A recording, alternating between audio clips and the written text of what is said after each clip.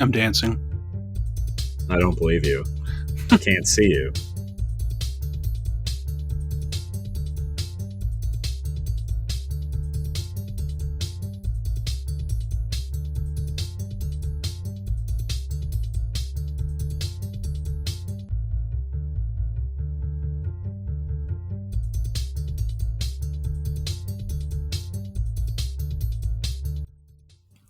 I would like to flesh out our own intro at some point, but it's been kind of hard to get off that one.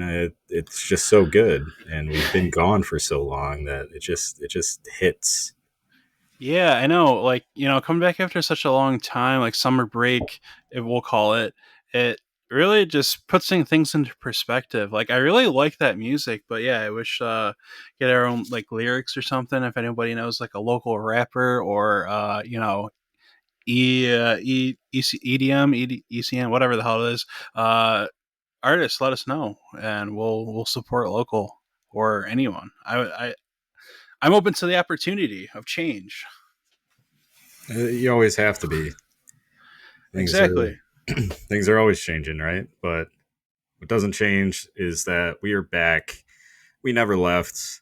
The two guys with face for podcast are here, bringing it to you, and all 12 of our listeners. We love you. Sorry for the hiatus, but we are back, and we're here to talk about some things. And I believe, Brian, we've got some stuff to go over as well.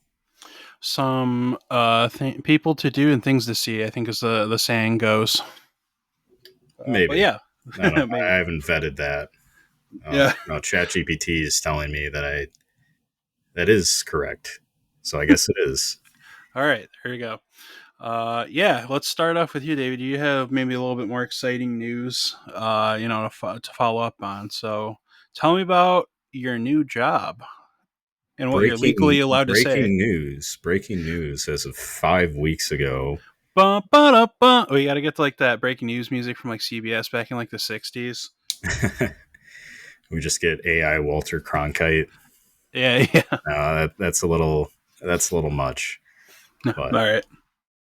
yeah, I started a new job about 5 weeks ago. I was really excited to leave my own company, and it's kind of tough because when you work at a place like that, what keeps you around really is the people that you work with, because there's not really much else to grasp onto. I can only tell them, hey, thank yous don't pay my student loans, or hey, I am doing a lot more. I deserve more money. When's it coming?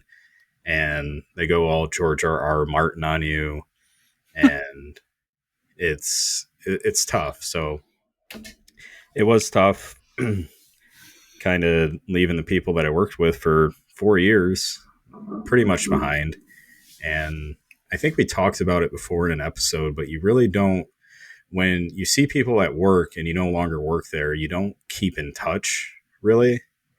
And I made a point to get everyone's LinkedIn information or their phone number and let them know, hey, if it's needed down the line, you reach out, for whatever. So I try to leave as best I could, and my manager and the VP that was in the office, who kind of understood, but I also don't. It was weird. I was kind of gate kept from who was actually making decisions and what things that were going on, and I had just been unhappy for a long time, and it's hard to keep a mentality where you got to keep learning, you got to keep doing things, and keep working. You get up every day and you do something, hoping that the things that you learned and the work ethic that you have will translate into something better.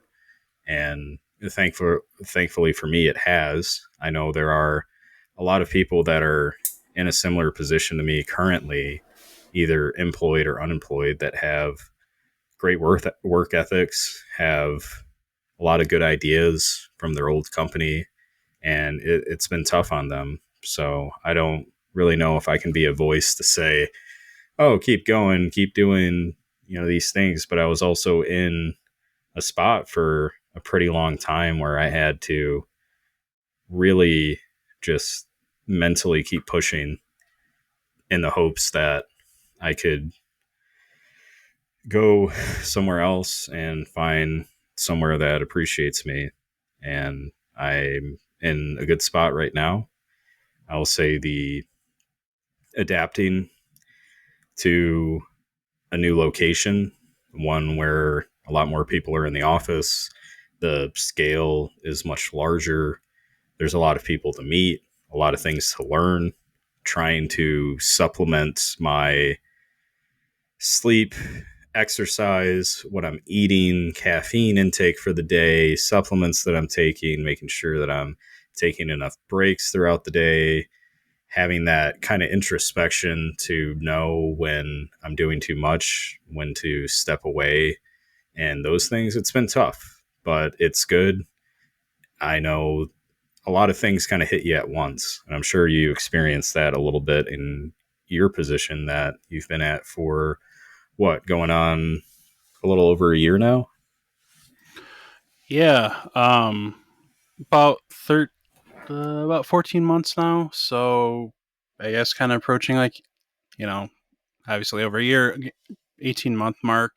Um, but yeah, I think I briefly talked about it before. It's hard to remember. I haven't really reviewed many episodes lately, unfortunately. But yeah, I got kind of like a cross lateral promotion from being like a data analyst at my job to being a webmaster. Like I have uh, kind of like a weird tech background. Like I started just doing data work, and then obviously we met at the boot camp for coding. So I'm kind of like with this position, I'm responsible for all the product data that gets uploaded. Um, I'm have to maintain static pages like our brand pages. I have to make sure that the HTML and CSS is which is coding languages, are optimized for SEO. So things like Google and Bing to a lesser extent, and AI now, right? Like that's a thing. These are all things I have to worry about. But now I am responsible for customer onboarding, product demos, putting in support tickets for things that I'm unaware of happening. And sometimes it's a little overwhelming. Like this customer had reached out and like to make sure that our pricing, their account pricing was accurate because she was seeing list pricing for things, not something that they would get a multiplier discount on. And I kind of just like accepted her word that she was like actually logged into her account and looking, when she was not. She thought she was, and she was just like looking at a product and it was twice, almost twice as what she was should pay. And so like just kind of like being overwhelmed, or not thinking or being too trusting, kind of all these things. I just like, I'm going to put in a support ticket, right? Like, um, I didn't take the step back. Like this was at the end of the day. I just kind of like wanted to brush it under the rug and be done with it. And that was absolutely the wrong thing to do. I just didn't have the mental stamina at the time to kind of just like think through ask the simple IT question. Are you logged in? Is your monitor or like is your device plugged in? Are Like you that type holding of the thing. controller right? Yeah, yeah. All right. Um so sometimes I'm slowing it down and getting a real flow. I've been in this role for about 4 months, but yeah, it sounds like you're kind of having a similar maybe experience, in your first like 5 or so weeks of kind of trying to figure out what your role is in the company and maybe just how you can contribute. Is that right? Yeah. Well, that's the other thing that comes with changing to a different position, specifically as a data analyst. The database, the queries, the tables, there's there's like nuances to learning all those things. And with data analysis also comes data verification. So knowing that what you're showing or things that you've told people, trying to make sure that that's all correct, that comes with time. So that's an additional thing on top of everything else that don't have you don't have that trust built up not only between the people that you're communicating with, but the trust that you have of the data that you're looking at. If you have the correct filters on, if you're looking at the right thing, if you're giving the right counts. So that's kind of another thing on top of everything else, specifically as a data analyst to look at and understand. And it takes a lot of time. So trying to balance between when do I ask a question, when do I dig in to understand these things or look to find documentation that might explain it before I pose that question to somebody. There's that's a big part of it, I'd say, and it's not as really a stressor as much, but I think on top of everything else, it's really just the adapting is taking a little bit longer, and I think planning for things as much as you can is helpful, but also trying to be proactive when you really have to be reactive to a lot of things, I think is tough. But fortunately, when you start out, the expectations are that it's going to take some time, and that's what the expectations of me are. But working through not trying to do a lot at once, trying to break things into smaller steps, trying to get find time to get questions answered from the subject matter experts when they are particularly busy as well. It's been tough, or seeking out people that m- might have an answer to my question first that might not be as busy. So it's not exactly, um, it's not like politics or anything, but I'm trying to be as understanding as I can be as to other people's work, what kind of workload that they have throughout the day, trying to not only figure out what it is I'm doing, but figure out what it is everyone else is doing, how they work, how they like to communicate. Is it better over an email? Is it better in a meeting? And the answer a lot of the times is probably better in a meeting because I can't phrase things very well. Phrasing. Like, yeah, it's like if you if you're trying to vibe code and you've never coded before, that you're not going to know how to ask. It used to be you got to be able to Google the right questions with coding, and now it's you got to be kind of a prompt engineer when it comes with AI. And it's similar to asking people questions and trying to at least gain enough context to be able to hold that conversation. So if I'm asking a question that can get that question answered quickly instead of not being prepared when I set up a meeting or not being prepared when I send an email to really know how to answer something or not having the data in front of me when I'm talking about something. So there's a lot of adaptation that's happening. I'm trying to pat my head and rub my belly, it seems. And like I said, it's good. It's more of a challenge. It's something that I needed to be in an environment that challenges me. So at least the one thing that I didn't have to worry about is being incentivized for my work. And it certainly seems like I there's a lot that's going on. The scale has gotten a lot bigger, and um, I think for me, a lot of times that I set expectations that are too high, and luckily through speaking with my therapist, who probably hates me because I always come back with 10 different things instead of talking about the 10 things that I was told to work on the week before, which I have been doing, but don't really communicate it that well. And kind of trying to bridge that gap between where I think I'm at versus other people's perception of where I'm at. And I think a lot of times I'm more difficult on myself than I need to be. And I think it served me for a time. There's a lot of there's a lot of things that I talk to my therapist about, and I think concepts that come up in therapy a lot are habits that you formed or things that you do that served a specific purpose at some point. And It's not Yes. really about developing good habits, but the start is identifying kind of triggers to bad habits and your thought process and reframing those things. So instead of thinking, "Oh, I gotta get in, I gotta be there 10 hours a day, I gotta learn all these things," like they're expecting this of me, I gotta be this, I gotta be that. It's more, okay, well, what what is good productivity? What does that mean? And a lot of times, I think in getting my MBA, I looked at a company for the last 4 years that was doing a lot of things that they tell you not to do because it's not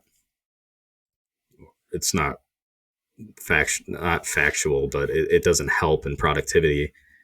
Whereas in kind of my own mind, there's things that I do that are kind of a detriment to the workflow or a detriment to my mental health. Where if I work on supplementing around working, that I can become more of an effective employee. Sorry, that's a little long winded. I know you were going to say something. Oh, you're good. Well, just to circle back, you know, um, well, one, I want to compliment you on. I think that you sound a lot happier at your new job because, you know, it was the first several episodes that we did when you were employed at your old job. It was you were not happy. I mean, that was very clear in your language. So, I think just that changing environments, right, has served you very well. You sound like you're up for the challenge. Maybe you're not giving yourself necessarily the same or the required amount of grace, whatever that is. But that comes with time, right? I mean, you're what, 3 months into therapy. Not that that's necessarily a requirement of therapy, right? It's just about growth. And I think changing up that environment has, helped you grow, not just like professionally, but also just like mentally in a way. And what's good is that you're aware of all these things that are going on in your brain. Um, you know, being self-aware, kind of like, I say that like you're a robot, like you're an AI, but like Skynet, you just became self-aware. Now you want to destroy the world, but um, I think that's good, and I think it's a good mentality to at least have. So I think, um, from the outsider's perspective, I think you're in a good spot. Maybe you just don't think that you are, but it sounds like you're. Sounds like, I mean, David, I've known you for what, almost 3 years now, and I think this is. I don't mean this as an insult. I think this is the happiest I've ever heard you sound. So, um, I'm just trying to pay you a compliment. It may not sound like it, but you know, I I think changing into a new job, especially one that pays more, obviously that is beneficial. But at a company that you can grow laterally or upwards, downwards, wherever you want to go, is beneficial. So, and trust me, I know that um, the last few jobs, like my growth has been interesting. Like ever since I've been in my 30s, that's been when I've kind of been in like quote unquote corporate America. Like I wish I would have maybe gotten a better job or realized my self worth earlier because up until the pandemic, I think I was making $13 an hour, um, getting by just like flipping and selling collectibles, but wasn't really living right. And then so like it's been an adjustment for me, just getting used to the corporate language and all that over 5 years. Um, and like as you had kind of stated, like the people you spend work with are the people you probably spend the most amount of time with, even if it's just like a transactional relationship in a way, but you kind of still build your relationships with these people. So, I'm glad that you know, got their whatever contact information and to stay connected. Cause, from 2 jobs ago, I'm still really good friends with everybody who I work with at this place. And, you know, it's been a long time since we've been together. It's been like almost 6 months, but um, we at least got a group chat going and joke around a lot, bust each other's balls, all that stuff. So um, maybe they're not necessarily the friends or the people who you want to have around like 24/7, but there are people who know you well, and you know you may have to wear a mask of some sort around them at some times, but you know, um, I like keeping relationships going. What can I say? I have abandonment issues from when I was a kid, so maybe I'm afraid of letting people go when I do get attached to them. So, but yeah, I know change can be hard, but I think it's one that we kind of all must embrace at times. Um, you know, just keeps us motivated, keeps life interesting. Um, Always positive growth all the time is what I have firmly believed that since um, I started therapy on and off for the last 15 years, but I've been seeing my same therapist for about 5 years, and it's kind of just like the mentality that she's had me under of just like always learning new things and just um, always entering a thing with a positive attitude. My sort of icebreaker for these things is always humor. It's always how I've kind of connected with people. Um, and so I'm kind of just like slowly peeling back the layers to Brian, like like an onion almost. Like I'm kind of like figuring it out. So it's for my own self kind of perspective. I'm happy with the growth that I've done over the last year and a half. Um, Getting out of a toxic workplace, um, going through unemployment, which it sucked, but it helped me kind of reset everything and put things into perspective. Now I'm like putting my health first. I'm putting my mental health first. I'm putting my family first. Like I'm doing all of these things that I should have been doing. Um, but that came with time, and I think just you know putting that stuff into perspective every week, every day, uh, your goals um, have really helped me change as a person. Right on, man. Sorry, that was really long winded. No, it's just kind of the nature of how we do things around here. Yeah. Right. And I think, I didn't grow up poor necessarily, but I don't know if you would consider like kind of growing up poor either.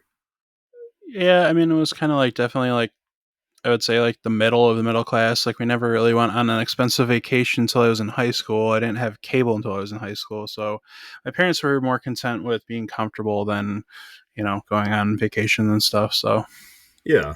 Well, not like, I guess not poor, but for me, my family, the uncles and people that I looked up to, and my parents were either working jobs that they hated or kind of found it hard to have big expenditures.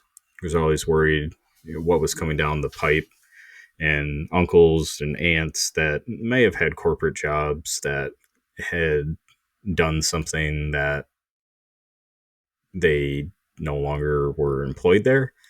And it was also around the time of the housing market crash. So there was like a lot of buyouts that were happening. There was, certain things like my uncle was pretty successful for a while and didn't really adapt to kind of the success that he had. So I think some other things kind of play into it. Like I feel like I'm pretty good at adapting to situations just by nature, kind of that nature versus, well, I guess it would more be considered nurture, but that was kind of where I had learned that growing up with, things that were like a lot of people that grew up in stressful households born in the 90s and the housing market crash and then COVID and all these things. So, and I've said it on this podcast before, and I say it a lot, but I'm a student more than anything else, and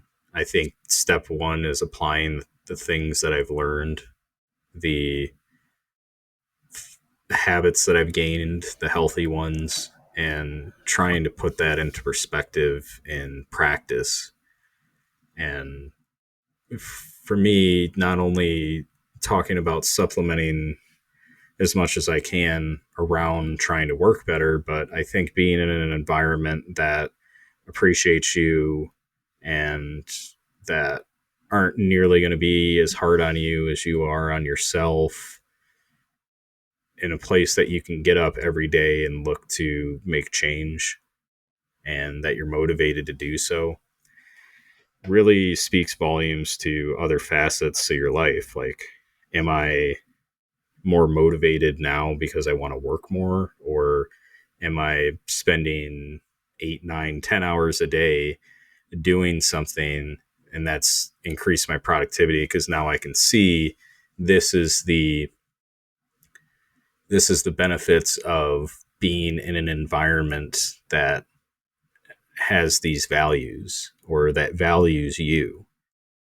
And especially with therapy, I think there's a lot of bad habits that people had gained and things that had served them for a long time. And then you get into an environment, for me at least, that things are a lot better than they once were. So it's not only learning and adapting to this new environment, but also flushing out old perspectives and old biases that you had about the work and what comes with the effort that you put into it. And the more that gets flushed out, the more think about, okay, well, I can be healthier. I already on my way home. Like today, I stopped and got groceries and came back and like, hey, I'm pretty beat today. I don't know why I am. I had a dream this morning that I was getting ready for work and I was still sleeping. So that that kind of threw me into a loop and I didn't get into the office at the time that I wanted to. But it's constant ever change. And I think at the age, I just turned 30 in May and I think I started therapy at the beginning of May. So right around 4 months now. But really, with data analysis, business analysis, it I think really ties itself to self improvement very well, or just the psychology of things. Because with analytics, you're looking at descriptive. Okay, this is what happened. Or if you're looking at yourself, okay, this is what I'm doing. And that's top layer, not the greatest. And you start to get into prescriptive. Okay, what do I do to change it? Or what do we do to fix this problem? And also with descriptive is this is what happened, this is why it happened. And with yourself, it's like, this is what I'm doing, this is why I'm doing it. And then you move into, okay, well, what are we going to do to change it? What can we do to experiment or find a way to fix this? And then the other part of it is predictive. Okay, this is how confident we are. This is what's going to happen in the future. And with personal improvement, personal change, I think that's the future in the sense becomes a little bit more clear. And I think that's easier to do when you put yourself into a position in work, in life, that things are going to happen, stuff's going to break, you're going to have something that's going to put a lot of stress on you. But the work that you do right now to be proactive, to be able to adapt to that situation better in the future, is really what speaks volumes. So I'm starting to learn a lot of the parallels between work in general and the work that I do versus personal improvement and things that I'm trying to accomplish. And it's the same step too with yourself. You're not going to, speaking about me, I'm like, hey, I'm not going to lose a bunch of weight overnight and I'm not going to be able to run 10 miles by tomorrow. And in work, it's, well, hey, this is a big problem that needs to be fixed. Okay. But we need to break these things down into smaller chunks to be able to, what's step one, what's step two, what's step 1A, 1B, and those things. So there's definitely a lot of parallels, and my eyes have kind of been opened a little bit more, not only with the experience that I've had, but in work over the last 5 weeks, but kind of the experiences I've had in therapy. So I think there are a lot of parallels, and I've always maintained that people should go to therapy because there's things that you don't think about until you start talking about them. And luckily for me, my therapist is also a personal trainer. So we're kind of putting two things together, which therapy and exercise is really good for your mental health. So it's been nice to kind of have both of that going at once. Yeah, I know that there. I don't know the exact study or parallel, but I know there is one of the best. I'll say natural medicines for depression and all that is, yeah, it's exercise, because it's all the chemical imbalances in your brain. You're improving that with the gains, right, or the running, or whatever the case is. You're flipping a switch. You're upping your dopamine levels to kind of compensate in a way. So that's what I'm learning to do, because I'm still coming out of an addiction phase, right? I kind of also, part of the growth is just realizing that I've had an addiction my whole life. I just didn't realize it until recently, where it's like, yeah, before it was drinking to kind of cope with stress or whatever was happening in my life. To And prior to that, it was, before I got married, it was just eating. Right, it was comfort.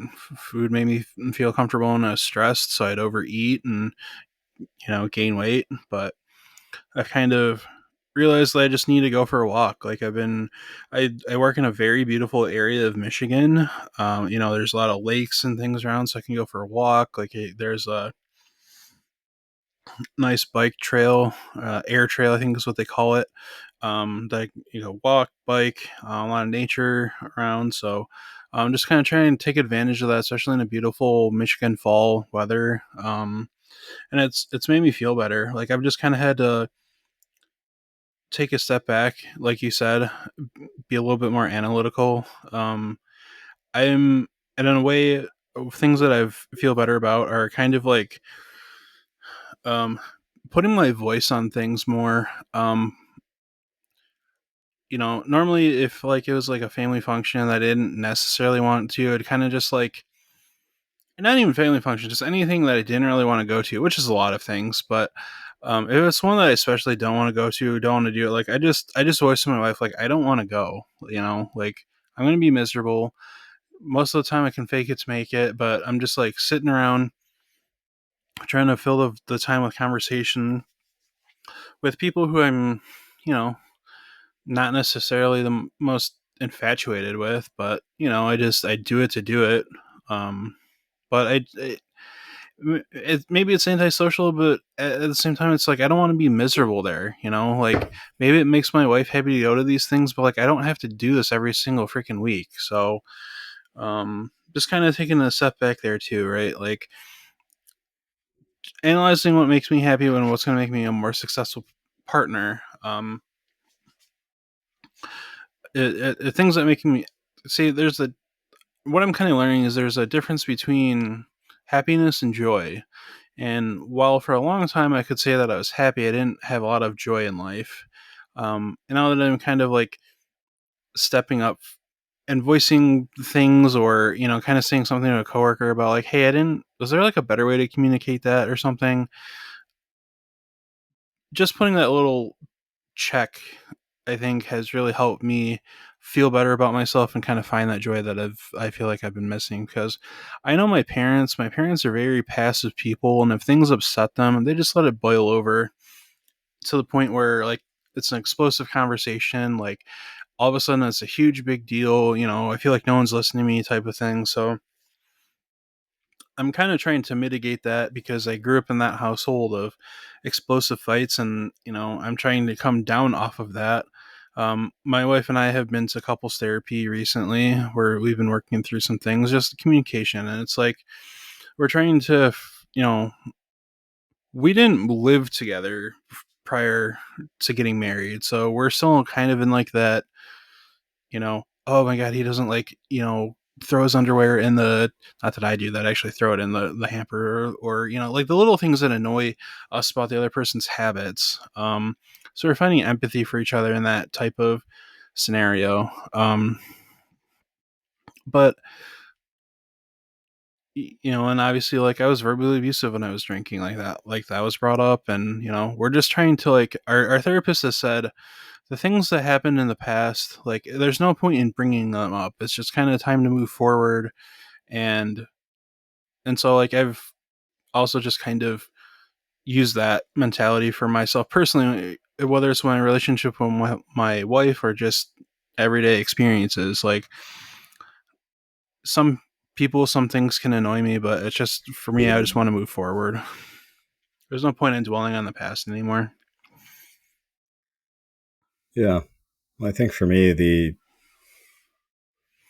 my perception of self, my perception of the world, and kind of the reality, and trying to get those things more interlinked. I think, but yeah, the couples therapy stuff, that's great, especially so you're talking about kind of identifying certain things of not living together before you got married. And I think once people do get married, it doesn't seem like that big of a step, but for you it definitely is, like moving in together. And then once you are married and you're trying to figure these things out, and I think I've never been married, so I don't know completely, but it, at least watching my stepdad and my mom, which were a terrible example of being a couple in general, but it everything seems to be like very give or take. There's not like too much of a middle ground where it's like, oh, I'll do this if you do that, and like the negotiations and things that come out of it. So I'm hoping that's going well for you. Yeah. I mean, we used to get, like, I mean, I noticed it in hindsight, but I didn't notice what was happening. Or it was kind of like reliving, like, my parents getting into arguments, or me getting into parents or arguments with my parents that were just explosive fights for no reason. Um, so, like, we get heated exchanges. I let my wife know, like, when I'm unhappy or not, agree with her decision. Right. I don't go about it in a mean way necessarily. But it's like, hey, I think you sometimes don't think things through on certain things. I think you kind of just do, and then you don't consult me. And, like, that's where I kind of, or whatever the scenario is. Like, I don't really want to put my my therapy sessions on blast, but Air all your dirty laundry, hey, Brian. no. Air it all. And I don't need this recording coming up in a divorce proceeding, but not that we're not even close to that point. But yeah, taking that and kind of just broadening it, like, there's a lot of things to be learned about the subtle nuances of communication. You had said earlier, you're like, sometimes, it's like hard to figure who to go to, or what their workload looks like, for them, to kind of take the time out of their day to help me, or collaborate on things. Yeah, I mean, that's kind of the story of corporate, or work in general, right? Is collaboration and communication. I think that people take that a lot of that for granted, especially, and they don't realize how they kind of come off, right? Like, it's a hard thing. And then even uh like, how I've kind of communicated to customers, like, signing up, that one who was worried about their pricing. I was like, in my email back to her, I was like, I wasn't very crystal clear on what I was saying. I was like, hey, like, I don't determine pricing. So communicate that with, like, your account manager. I've included him on this email. But then I also made a comment of, I'll put in the support ticket with this. So it was a very confusing thing that I had kind of sent, and I realized that after I sent it, but you can't really undo emails. I mean, you can in Outlook, but I guess the point is, it's like, you have to be very crystal clear um, on your communication with just everything, and I think that goes a longer way than people realize. And you know, I think that everyone at some point needs to maybe experience a front facing role, like a customer service role, because it makes you kind of realize how maybe you sound. Like when I work for a large mortgage company, and one of the things that we always did in our one-on-one is kind of listen to your calls and how you're sounding and how you could you know always improve on that. So I've since kind of gotten away with that just because I've been in you know data or tech roles. I don't necessarily communicate with outside customers, but I've had to work on my communication for collaboration and internal things. So, um, yeah, communication just in general is a hard thing and something we should always strive for to improve, especially in this digital age where everyone's on social media and calling women fat or getting arguments over little subtle things about like is Metal Gear Solid 3 actually a good game or is it just trash and people think it was great for its time. I like to think that it was one of the best games ever made, and I'm thoroughly enjoying the remake right now. But I'm sure I'll debate somebody in the comments of this video about that. But yeah, it's just being mindful of how you come off, um, and you know maybe don't call people names or call women fat online. That's a good start too. We'll start there, but foundation build up. Yeah, I mean, you bring up some really good points, and it's something that I've thought about a long time too, of just the courtesy. And I think with the introspection or working on yourself, you start to see people for a little bit more than what they are and what they show you, especially with communication. Because I think that phrase, it's not what you said, it's how you said it, comes out a lot. Yep. And even seeing people that act a certain way or do certain things, because not only were maybe some habits that served us that are no longer needed continue on, but there's also a good percentage of people that in business or as a customer that treat the people working a certain way because it feels like it serves them, but it's not right necessarily. So I always try to be more courteous as much as I can.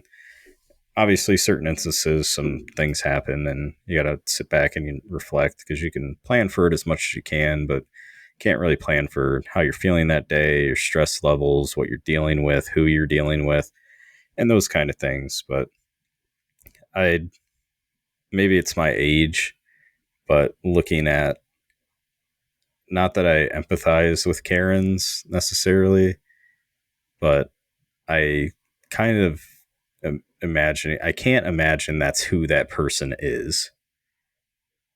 Obviously, it is who they are in that specific moment, but I start to think like, oh man, what are they dealing with? What would have caused them to act this way?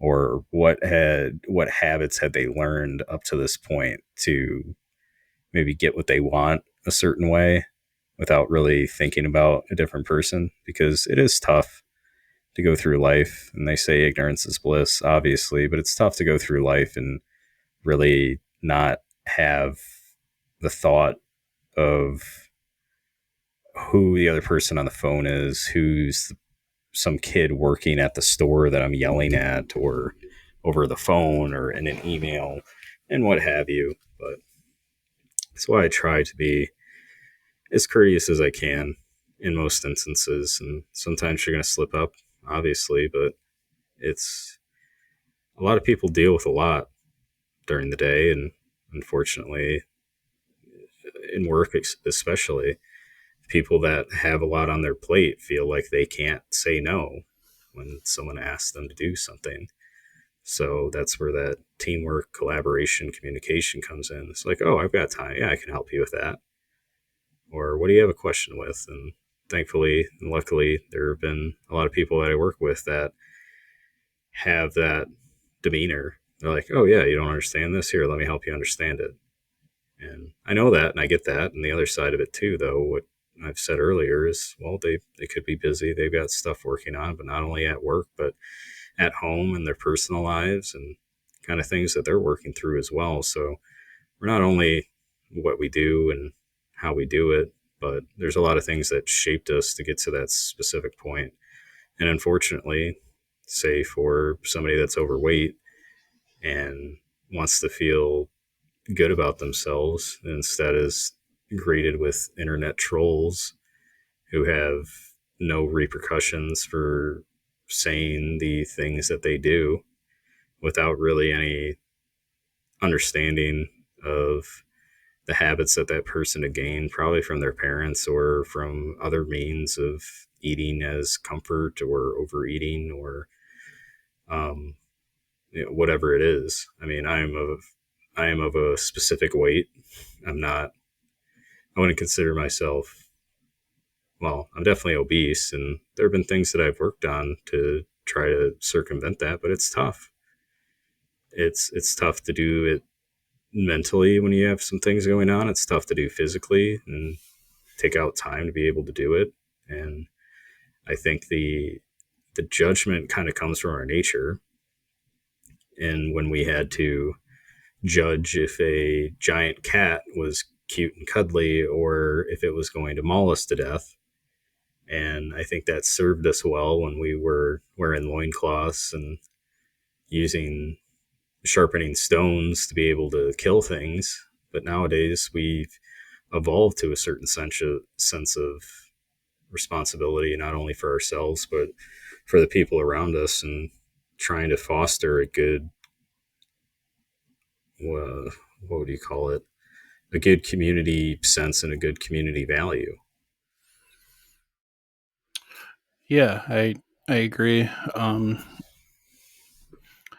It definitely plays a mental factor of feeling involved in your community and doing good things for your community. Just obviously, we've heard or talked about this a lot of, yeah, and obviously improving yourself, but improving your community, doing, volunteering, helping a person with a small thing, like if they can't get a cart out of the cart corral, helping them, or if they have a flat tire, see what you can do. If you don't know how to fix a flat, lift a, or call roadside assistance, or whatever. It doesn't even have to be that big of a thing. Um, and going back to your point of, or the scenario of fast food, so communication is a funny thing. So we went up north, which is just literally as it sounds for here in Michigan. We just go up north, um, really north of. People say the Milwaukee Bridge, but really anywhere past the outside Metro Detroit is kind of, and as long as it's north, is really kind of like a cottage escape for us Michiganders in like the summer and spring, fall kind of area, or time. But we stopped at, like, I think Tim Hortons to get just a quick breakfast sandwich and a coffee, just because it's on the way. And um, they forgot our hash browns. Like, okay, no big deal. We'll run in there and grab them real quick. Well, when I kind of told the guy the scenario. I was like, hey, we were here like literally less than 2 minutes ago. We just want to get our hash browns. Can you just give them to me? I didn't obviously say it like that, but um, the guy literally goes, oh, we don't have any. Like, that was his response. And I was like, my reaction was not great. I just kind of like huffed and like, you know, slapped my thighs. I was uh, like you're out, and I had to pay for those. And he's like, hold on one second. And then he just left. Well, there was another guy who just happened to be standing there. He was I'm assuming like a line cook or something. He kind of goes, how many was it? Was it just one? I go, no, it was three. He goes, okay, I'll go make this for you. I go, thank you. And then, like, while the two guys at the front were kind of trying to figure things out, like, there was a man with a plan of action, right?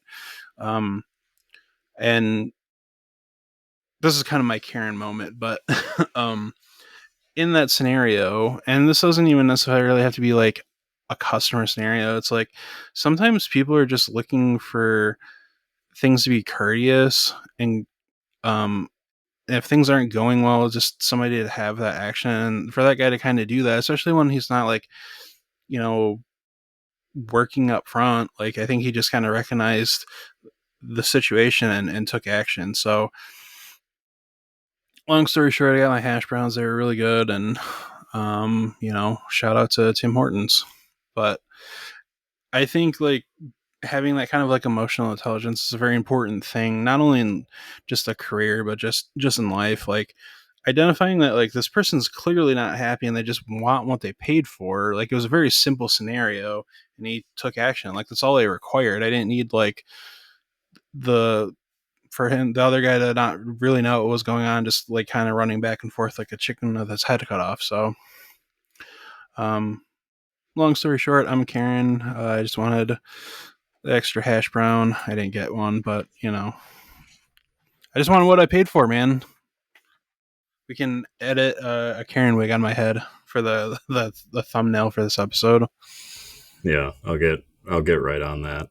Okay, Luckily, no one recorded it. I would there have you go. seen it on, well, not on social media anymore, but I'm guessing I would have heard about it. Yeah, Male Karen absolutely loses it at Zilwaukee Tim Hortons in Michigan. yeah. Hash browns now. Hash browns. No, that totally would have been me. I would have been banging on the counter. I need to speak to Mr. Horton himself. Where's Timothy? Yeah, no, All right, it happens. go ahead. It happens to us all the time. I think I'm more often than not a pretty agreeable person, but there's a few instances that if I think hard enough and back, I can really surmise like kind of being like that. But I have worked at a Tim Hortons as a baker when I turned 18. It was awful working from like 10 p.m. to 6 a.m. So I always had a soft spot for kind of those fast food workers. And then I was a pizza delivery person for Jets for a while. Worked for some good people, worked for some bad people, and just people trying to get by, not only in Yeah, work but just in life. And sometimes you could just make someone's day, but it's hard to forget some of those interactions that you didn't come off the greatest, and thinking about how you wish you could have done better, but not focusing so much on the past, like you had mentioned earlier, but kind of where you can be at in the future. And I think the perception of things is, yeah, I have carried myself, or I'm guessing you have carried yourself in a good light for a long time with a lot of people, but it's those the negative interactions I think are the ones that really stick with you. And I know how that feels. So that's why I think I can kind of empathize with Karen's a little bit more. yeah. I mean, especially nowadays online, it's especially being on the business side of it. Like trying to get somebody to leave a review in general is difficult, but like trying to get them to leave like a positive review, like not necessarily like star wise, but just like the words that they use is difficult. Like we've had to kind of monitor what people have said about product or just experience. They're like, yeah, the service was great, this product sucked. Like that's not what we were looking for, man. Like we were just looking for you like we were looking for specifics maybe on why it sucked. Like whatever. Anyway, the point of that is it's like people are a lot of times, especially online, people just want to focus on the negative of things. They just want to bitch. Like it's never positive. It's like it's never a happy scenario. Like you never read of like, oh, this person's content made me super very happy. It's like, no, this chick is fat, or like you're not funny. Like why do you keep trying? It's just especially on like Instagram, it's the worst.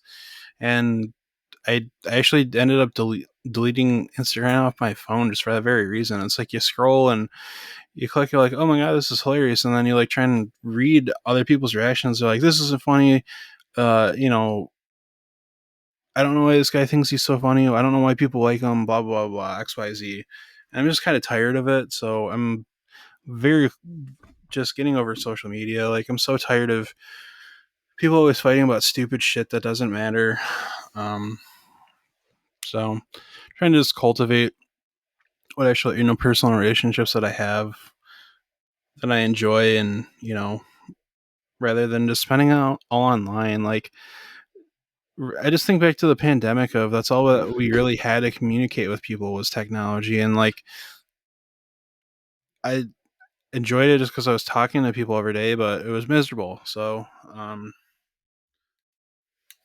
but ramble on. I think probably wrap up here pretty soon. Yeah. Well, that's the main reason I've been off social media for a long time. Is because it's depressing. Not only where I was at in life in terms of financial situations, not being able to do some of these things, but you don't really gain much of a connection to anyone, and you only ever see the highlights of things that they want to post about. So it is tough, and how social media is basically designed to get you reliant on it. To I think our brains really just want information. It doesn't really matter if it's some cat video or someone on vacation, or if we're actually learning a new skill. And it's been studied, and the science behind it is pretty concrete as far as the dopamine rush that you get and the stimulation, and how these apps are set up to get you to continue scrolling and continuing to come back, and all these things. And I think the big part of what we've lost along the way is that sense of community, as well as the dopamine response, where dopamine is supposed to get released when you're putting effort in something or you feel like you're on the right path. And we can kind of just jump that with doing things that are somewhat exciting, foods that are designed to be more exciting and release more dopamine to get you more reliant on them.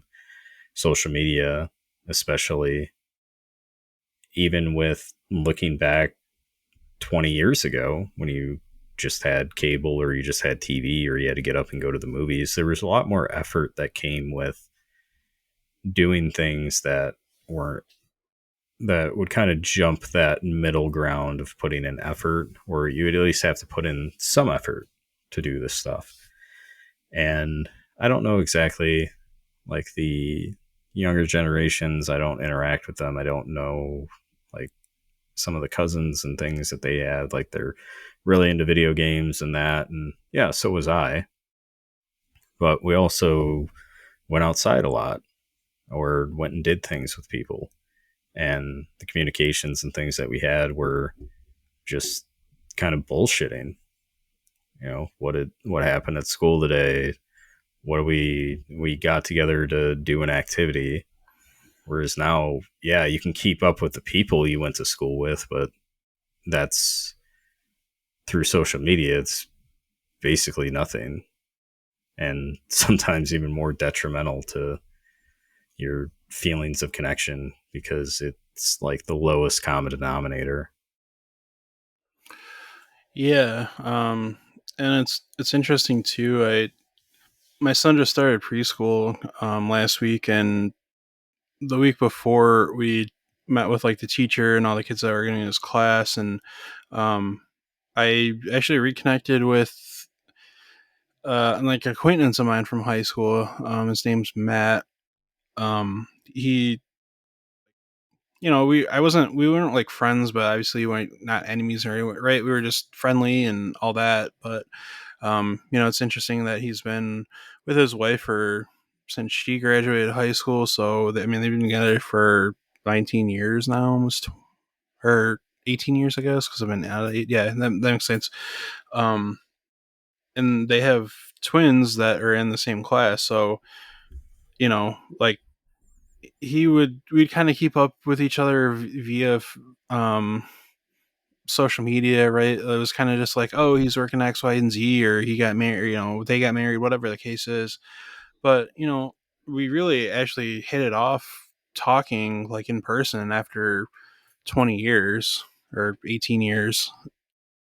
Like, it was almost like I had saw him like last week. Like, that's kind of like the, I guess, maybe connection, or just I think we just both valued seeing each other in person. and having that sort of connection, because it's like we both have kids that are the same age, and maybe or maybe not, they might be friends, who knows, but just seeing that person, and kind of seeing the growth and person that they become was more valuable than watching that live, quote unquote, on social media. So um, you know being old fashioned isn't always necessarily a bad thing. I think more people, I couldn't give you a percentage or a number, just anecdotal evidence of just more people who are quitting social media, because it's like it's all arguing politics, it's all negativity, and I'm glad that people are kind of just like growing numb to the idea of social media. And I was chatting with my friend on, or a connection from LinkedIn, of like, it's like in 2006, Brian was writing HTML and playing Gears of War, and then 2025 largely hasn't changed because they've had the reload, and I'm writing HTML professionally. And he's like, yeah, I feeling really nostalgic this week, because like of all the times before actual social media, like where we were kind of just like surprised by things, and weren't arguing about all this stuff. Like it was just a good time to remember. It's very retro nostalgic feeling. I agree. Like I've had some of the best times playing Gears of War.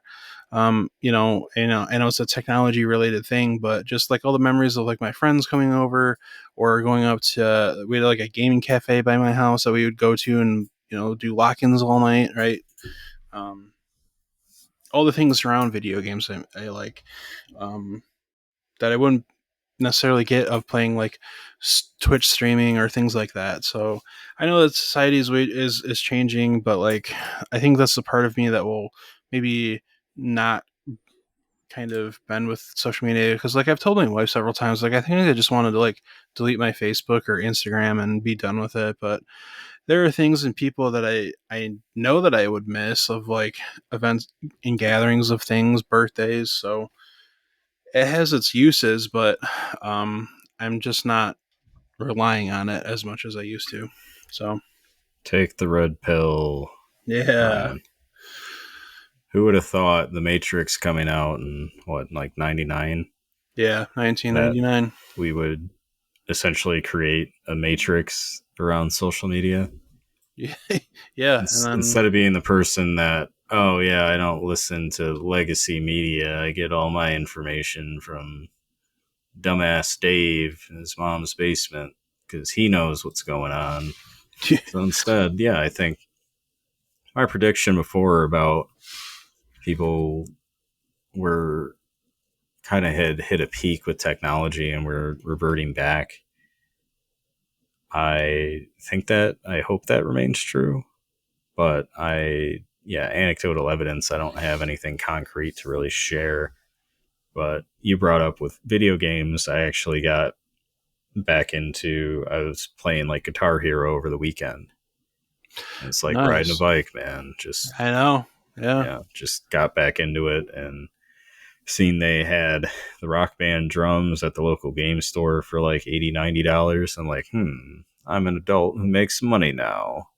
Yeah. I can afford to buy this. So I'll probably I'll probably do that. But Yeah, was that like a disc replay type place, where it's like a yeah, it's called Destiny Games. They opened in Canton. God, it might have been when I okay, was back in high school, and then they moved to Westland, and then more recently it moved to Livonia. But got it. I had a whole spiel about memes and how they burn out very quickly. Like whatever the latest one, the Coldplay concert one, Yeah, because that made its rounds on LinkedIn, and by God, I hate LinkedIn. But the one meme that always sticks with me, it's like it's a seasonal meme, usually around when Call of Duty comes out, and it always goes like, "No work tomorrow, just booted up the Xbox. Mom's got pizza rolls in the oven. oh You're unemployed and you're 37," or something. Like yeah, it's always so good. I know it's judgmental, but I like those seasonal memes. I don't like the kind of smash and grab where it burns out a lot. The attention I have towards it burns out a lot quicker than the memes are coming. yeah. I was. I always like to share like it, I have a few favorite memes that I keep on my phone at all times, or like video links or something. Like I just shared the banana bread at work video with my coworkers, and they kind of looked at me like I was crazy. They're like, I'm like, it's the simplest video. This guy was literally happy that he got banana bread at work, and that was it. It was a minute of him just ranting about that and why everything else sucks in comparison. But that's a pretty crude take on that video. That video makes me happy every time I watch it. But um, yeah, like then there's like the Travis Kelsey and Taylor Swift like engagement announcement one that they're all you know that's like the current hot one. But I don't know. I'm memed out more about making porn videos with I'm just kidding. Then they're thinking about outlawing that, or it's in Michigan Senate where they're banning like the celebrity or put somebody's face on porn or something type videos made by AI. Which it's like, okay, that's a great use of our resources. How about you pass the education budget for the state, so we need to know if we can need to pack lunches for my kid or not. That's let's go there. But I digress. Try not to make things political. Uh, but just keeping it real. If he's gonna get a corn dog or not. How about that? Yeah, I think probably bigger fish to fry, definitely. And politics in general is just so terrible. It's one of the main reasons I got out of it. It's just like the arguing back and forth. I'm like, they're all crooks. I don't know. I'm a pessimist when it comes to politics, but our roads are failing. Our education system is broken. We're not prepared for AI and how that's going to shake up the corporate landscape, because businesses in general, it's happened before with entry level positions and not wanting to train anyone or retrain them from experience that they have in some other job. And now companies are all trying to compete and think that, oh, if I don't use AI, some other company is going to use it, make their product cheaper and be able to sell it more, so I have to. And not really thinking about the fact that if you take away money from consumers, then your business is going to fail anyways. So where's the stopgap in that? And tariffs hitting inflation, interest rates being high, the housing crisis that we don't have enough houses. I mean, we could be here all night if I wanted to sit here and complain, but I will save you from that and the people that are going to be listening. But Yeah, it's tough, yeah, and that's why I think just the increase in the sense of community is that, yeah, a lot of people are miserable. There's a lot of things going on right now, a lot of people out of work, and that are seeking some form of validation or somebody to listen to them, when really they just need someone to hang out with or need to find a hobby or need to do something, instead of worrying about what policies are getting written on a national scale or what's happening in Wall Street, or a bunch of people that don't know you, don't care about you.